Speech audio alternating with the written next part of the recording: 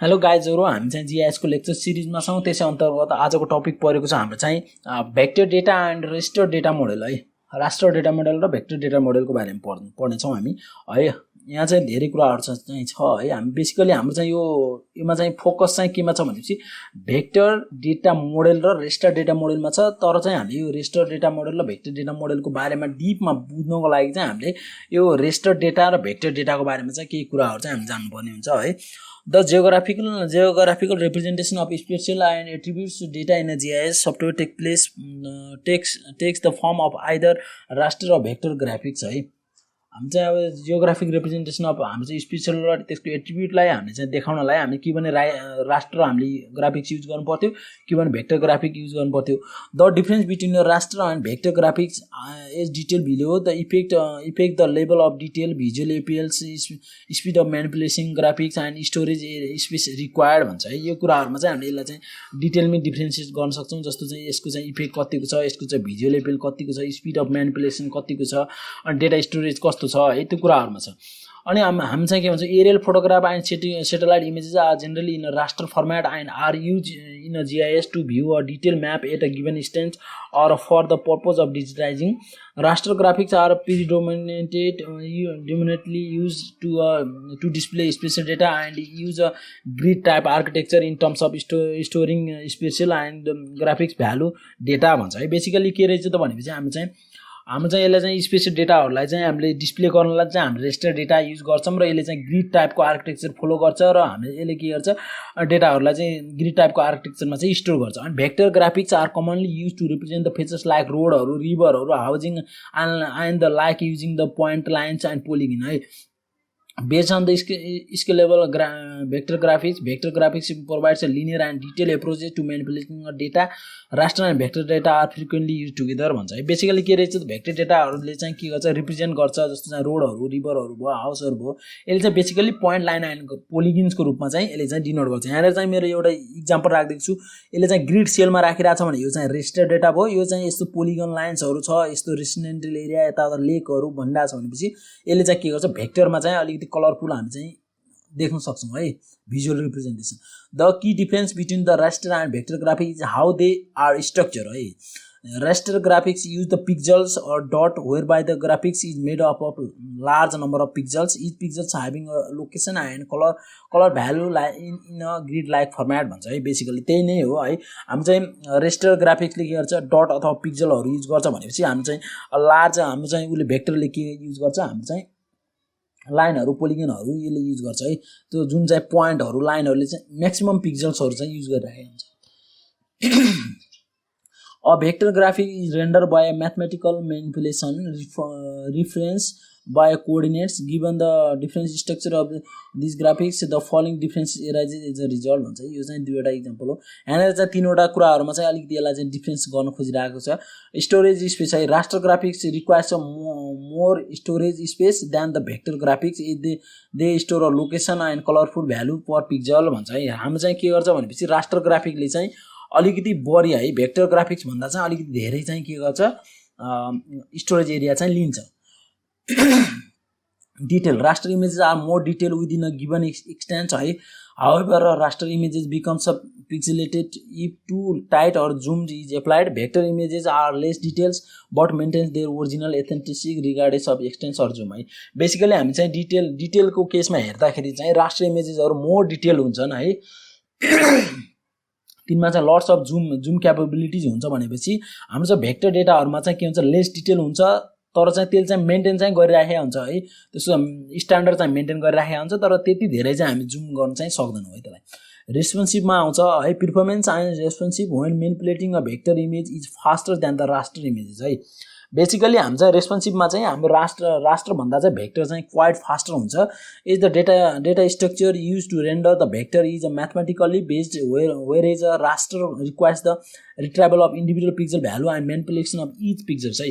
Basically के हुन्छ भने चाहिँ रास्टरमा चाहिँ इच एन्ड एभ्री पिक्सलहरुलाई चाहिँ हामी म्यानिपुलेसन गर्नुपर्ने हुन्छ भनेपछि त्यसलाई चाहिँ त्यही भएर चाहिँ त्यसको डेटा स्ट्रक्चर चाहिँ कम्प्लेक्स हुन्छ है। त्यो कुरा थियो। यसको चाहिँ मेन 3वटा डेटा मोडल छ इन द रियल वर्ल्ड है। Geographic variation is complex and then which can not accurately model in a computerize GIS systems है। Data models provides a set of rules that converts the real graphics variation into a discrete objects है। It provides the guidelines on how to organize the geographic variation data in a logical data that fits in the database. It preserves the unit of data. Data is a discrete object and relationship between them. The real world is simplified into three spatial elements. They are point, line and area or surfaces. There are basically 2 types of data models, that is vector data model and raster data model है। अब हामी चाहिँ छौं raster data model मा। अब raster data type is made up of pixels or cells and each pixels has associated value है। हाम्रो raster data टाइपमा के हुन्छ भनेपछि यो चाहिँ पिक्सल अथवा सेलहरुबाट बनेको हुन्छ र यी पिक्सलहरुसँग चाहिँ आफ्नै भ्यालुहरु हुन्छ। Digital photography is the best example of raster data type model. Anyone who is familiar with the digital photography can recognize the pixel as the smallest individual unit of an image भन्छ है, where each pixel's value in the image correspond to a particular color and a combination of these pixels will create an image भन्छ। Raster model makes use of the raster data है। Raster मोडलले के गर्छ, raster डेटाको use गर्छ।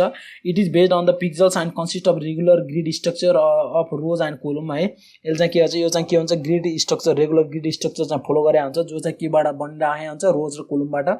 This model attempts to divide the real world into a regular grid of identically shaped cells है। यसले चाहिँ के गरिरहन्छ, रियल वर्ल्डलाई चाहिँ एउटा regular grid of identical shape सेलमा चाहिँ के गरिरहन्छ, डिभाइड गरिराखेको हुन्छ। Each cell represents a single value for a whole area of that cell. It means feature within the cell is assumed to be a homogeneous है। The resolution of the model is based on the grid size. Smaller the cell, higher the resolution है। जति सानो sale भयो त्यति धेरै चाहिँ त्यसको resolution हुन्छ। Storage necessary for the data increases with the square of the resolution है। यसको चाहिँ जति पनि स्टोरेज चाहिन्छ डेटालाई इन्क्रिज हुन्छ विथ द के हुन्छ, स्क्वायर अफ द रिजोल्युसन अनुसार है। रास्टर डेटा मोडलको एडभान्टेज के छ त, better for the storing image data है। इमेज डेटाको लागि एकदमै एप्रोप्रिएट छ। अब powerful format for statistics and spatial analysis है। पावरफुल फर्मेट चाहिँ यसले कन्सिडर गरे हुन्छ स्ट्याटिस्टिक्स र स्पेशल एनालाइसिसको लागि। इजी एन्ड एफिसिएन्ट ओभरलेइङ है। ओभरलेइङ चाहिँ एकदमै इजी र एफिसिएन्ट हुन्छ। सिम्पल डेटा स्ट्रक्चर हुन्छ। Same grid cells for a several attribute है। एउटै ग्रिड सेलले सेभरल एट्रिब्युटलाई चाहिँ जनाउन सक्छ। रास्टर डेटा मोडलको disadvantage, data set can be large, storage space can be a problem है। यसले चाहिँ लार्ज सेट अफ डेटा सेटहरु चाहिँ कन्सिडर गर्ने हुन्छ, त्यही भएर चाहिँ स्टोरेज चाहिँ स्पेस चाहिँ यसमा प्रब्लम हुन्छ। Network analysis is difficult to perform है। नेटवर्क एनालाइसिस परफर्म गर्न चाहिँ डिफिकल्ट हुन्छ। Loss of information when the using a large cell है। लार्ज सेल हामीले युज गर्यो भने लस अफ इन्फर्मेसन हुन सक्छ। इन्सफिसिएन्ट प्रोजेक्सन ट्रान्सफर्मेसन है। यसमा चाहिँ इन्सफिसिएन्ट प्रोजेक्सन ट्रान्सफर्मेसन चाहिँ इन्सफिसिएन्ट हुन्छ।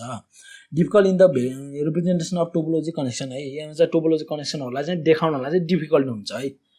अनि vector data model, vector data represent the features as an individual point and they store as a pair of x and y coordinate है। If these points are joined, they create a lines, features, or if they are joined into a cross ring, they create a polygon है। यसलाई चाहिँ हामीले line by line join गर्यौं भनेपछि त्यसले line create गर्छ। अनि यसलाई चाहिँ हामीले यस्तो क्रस रिङ अनुसार जोइन गर्यौं भने पोलिगन बनाउँछ।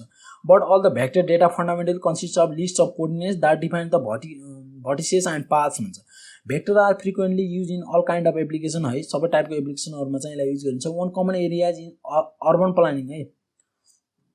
urban planning or town planning, and where land parcels and buildings are often represented as a polygon, road is a polylines or polygons, road is, and small feature like telephone poles are represented by points. Vector model is based on point like point, line and area. Every point has a unique location. Object shape is represented by dot and which are located at the location where the shapes of the object changes. The database holds data about a vertex, arc and polygon which are uniquely identified at each points and relationship between them. The vector data are stored as a series of links, files, establishing special topography. Resolution is independent of a detailed presence है। यसको चाहिँ एडभान्टेजेसहरु के छ, compact data structure है, no need less space for storing data है, accurate graphics output since the most information example printed version of map is in a vector form, no data conversion is required, exact geographic location of data is maintained, easily make a connection between a topography and network, efficient for a network analysis है। मेरो एनालाइसिसको लागि एकदमै efficient हुन्छ। अनि यसको चाहिँ डिसएडभान्टेजहरू छ। डिसएडभान्टेजमा के छ, the location of each vertex need to be stored explicitly, it has a complex data structure है, difficult overlay operations, high spatial variability inefficiently represented, spatial analysis and filtering within the polygons are impossible. अब हामी चाहिँ कसरी चाहिँ choose गर्ने त raster र vector भन्दाखेरि चाहिँ basically while deciding whether to use a raster vector data model or raster data model in your work, it entirely depends on your data you have as a input and what your goals are for displaying or analyzing your data। हामीलाई चाहिँ display गराउनलाई परिरहेछ कि analysing गर्नुपर्ने छ है। एनालाइजिङको लागि चाहिँ अब भेक्टर रेस्टर चाहिँ अलिक इजी भयो, अथवा डिस्प्लेइङ गर्नुको लागि चाहिँ भेक्टर चाहिँ अलिकति सजिलो भयो। There are many analysis that make use of both the data models, vector and raster are required the conversion of one model to another है। आजकल चाहिँ अब मोडर्न अब सफ्टवेयरहरू आइसकेको छ जुनले चाहिँ अब एउटा रास्टर मोडलमा छ त्यसलाई भेक्टरमा कन्भर्ट गरिदिइहाल्छ है। While converging is a common procedure, it is suggested that any translation between your data model to be kept at a minimum to avoid the accumulating error in your special model है। The size of data set should be a consideration, as a raster data set can be quite large and difficult for some workstation to process in a timely manner. Vector data model is recommended for analysis unless modeling a continuous surface, and when using a raster model is important to use a cell size that are appropriate for analysis भन्छ है। अब त्यही कुरा हो। यसरी चाहिँ हामीले के गर्न सक्छौँ, कुन डेटा मोडललाई चाहिँ हामीले कन्सिडर गर्ने। यसरी चाहिँ हाम्रो भेक्टर डेटा मोडल र रास्टर डेटा मोडलको चाहिँ टपिक चाहिँ यहाँनिर मैले इन गर्छु। Thank you.